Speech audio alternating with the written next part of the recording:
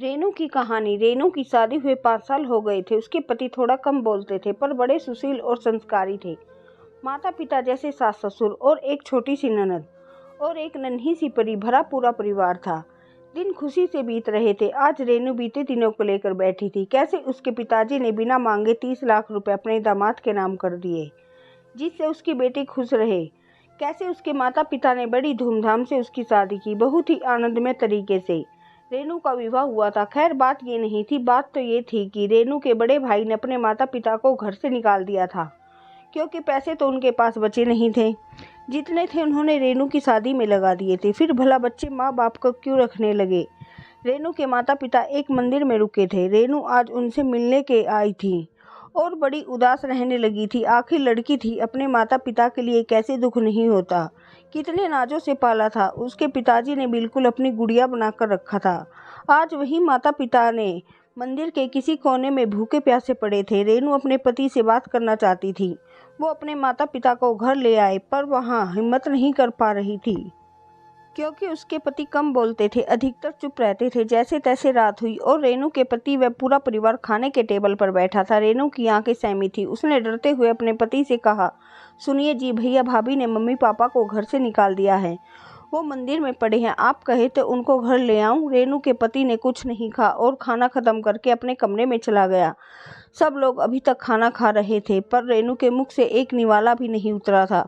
उसे बस यही चिंता सता रही थी कि अब क्या होगा। इन्होंने भी कुछ नहीं कहा। रेनू रूहासी सी आंखों से सबके लिए खाना परोस रही थी। थोड़ी देर बाद रेनू के पति कमरे से बाहर आए और रेनू के हाथ में नोटों के बंडल को देते हुए कहा, इसे मम्मी डैडी के लिए एक घर खरीद दो और उनसे कहना कि वो किसी बात की फिक्र ना करे, मैं हूँ। रेनू की बात काटते हुए कहा, आपके पास इतने पैसे कहाँ से आए जी। रेनू के पति ने कहा, ये तुम्हारे पापा के दिए गए ही पैसे हैं, मेरे नहीं थे, इसलिए मैंने हाथ तक नहीं लगाया। वैसे भी उन्होंने ये पैसे मुझे ज़बरदस्ती दिए थे। शायद उनको पता था एक दिन ऐसा आएगा। रेनू के सास ससुर अपने बेटे को गर्व भरी नज़रों से देखने लगे और उनके बेटे ने भी उससे कहा, माँ बाबूजी मैं सही कह रहा हूँ ना।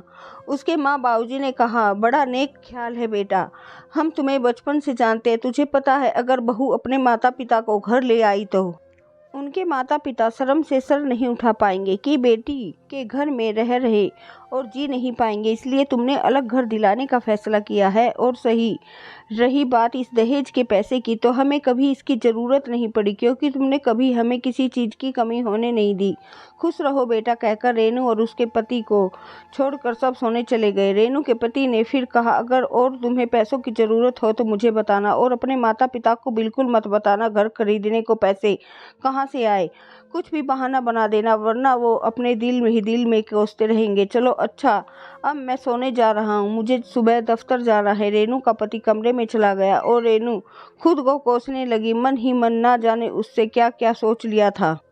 क्या वो मदद नहीं करेंगे? करना ही पड़ेगा वरना मैं भी उनके माँ बाप की सेवा नहीं करूँगी। रेनू सब समझ चुकी थी कि उसके पति कम बोलते हैं पर उससे ज़्यादा कहीं समझते हैं।